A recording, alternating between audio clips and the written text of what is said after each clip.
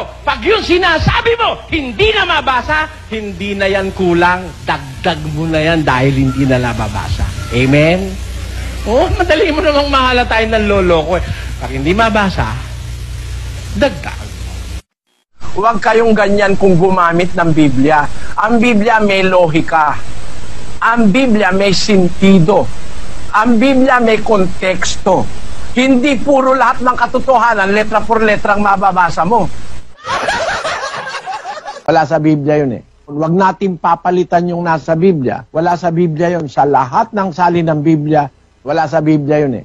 Ayan, kita mo, no? Ang titik pumapatay. Pagka letra por letra ka, delikado kaligtasan mo, kapatid. Kasi ang bagong tipan, spiritual eh.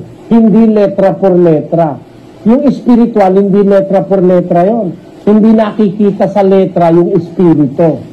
Kaya yung bagong tipan na spiritual, na aral ni Kristo, hindi letra por letra. Huwag niyo sasabihin wala sa Biblia.